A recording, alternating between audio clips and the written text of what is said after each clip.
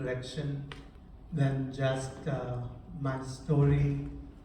If you want, you can Google or rather go to YouTube and type in, this is my brave Columbus. My story is online there. That would be helpful to realize that what are some of the different ways that people seek recovery. In our stories, we were like maybe 10 of us. It's like about a 45-minute video. So you get a chance to glimpse into the lives of people that can be used in the future. So I would say this, my lived, you are worth your weight in gold. That's what I feel my lived experience has done. Be able to help others with what they are going through. I work at Twin Valley, and sometimes we have like a revolving door where people come again and again, 7th time, 8th time, 9th time to the hospital, and it seems like nothing is helping them break out of the cycle. And so my own story is like what they have been experiencing. I suffered also from agnosinosia, which is like a denial of the illness. And the first time I denied that and went off my meds without any consideration for my body or for my family, and I went back into psychosis again, and my wife called the cops on me. She put a stay order protection. I was out of the house for some time.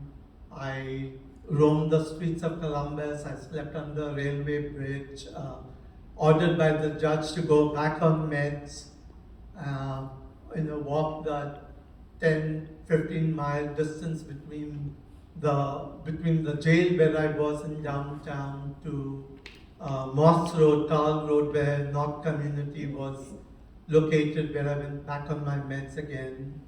And then you would think I learned my lesson, but 3 months later I went off my meds the second time. And this time I landed in the hospital at Toledo.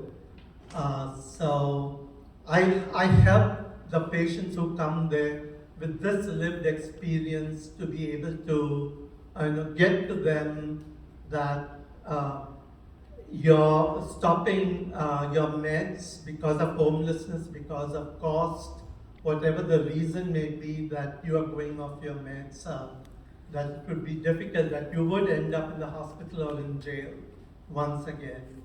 The second thing my lived experience has taught me on the job was, Shamsa website talks about the 7 areas of wellness: mental, physical, social, financial, spiritual, environmental, and vocational. And so I take these areas up with the patients that I help, and that means a little bit of self-reflection. It is kind of hard, but I would encourage you to self-reflect in these 7 areas of your lives that you've gone through, and come up with stories from your own life which you can use with your patients to help them out with your own lived experience. And that may be difficult for some who are suffering from the illness, but if you do want to work this job, it is helpful to go through the self-reflection in these 7 areas so you can help them get back into community, get back home, to be able to stand on their own 2 feet and able to look after themselves.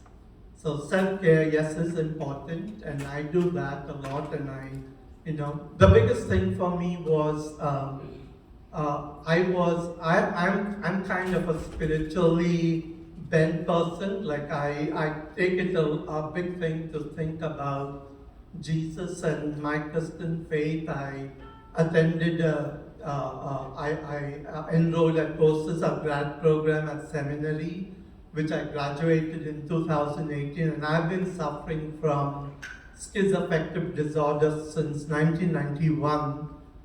Did not go on meds till 1997, but was able to graduate from seminary in 2018.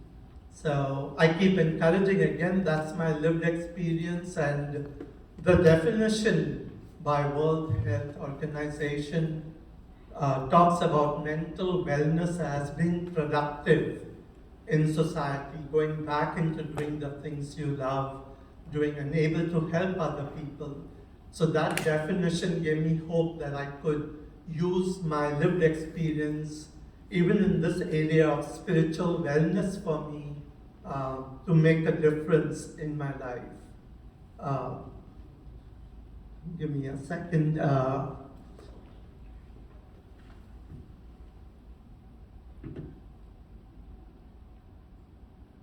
So one of the Bible verses that helped me see peer recovery supporter as my goal in life, you could say, was from 2 Corinthians chapter 1 verse 4. It says that God comforts us in all our affliction so that we may be able to comfort those who are in all affliction with the comfort with which we ourselves are comforted by God.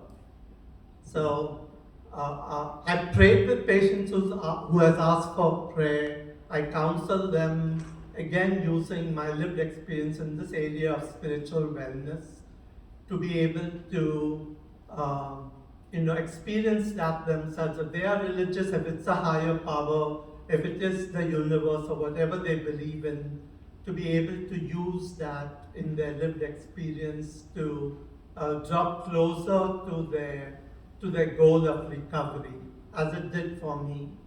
So,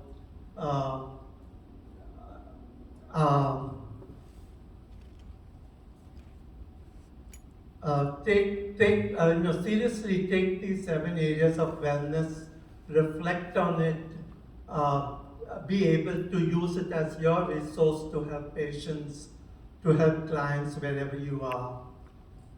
My PRS job came across to me, though I did seminary training, graduated from there. I attended a Voices Worth Hearing support group. It used to be called Schizophrenia Anonymous, but now no more. We talk about different things at Voices Worth Hearing, and one of them was this area of peer support.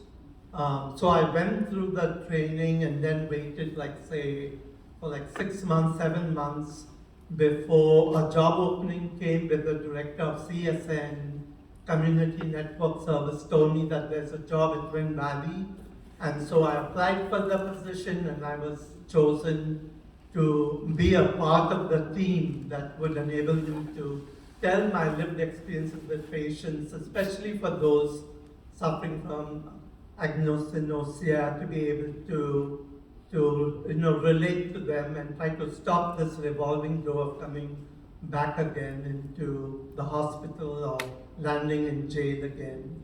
So that's what got me into this line of work. I'm loving it quite a bit, and being able to help somebody, comfort them, and give them hope that they can work, they can become productive, they can go to school again if they need to, they can be a part of society and pour back into society. And the greatest reward I receive from that is when I've seen patients come up to me and say, I want to become a peer recovery supporter like you. And with that, I pass. Thank you.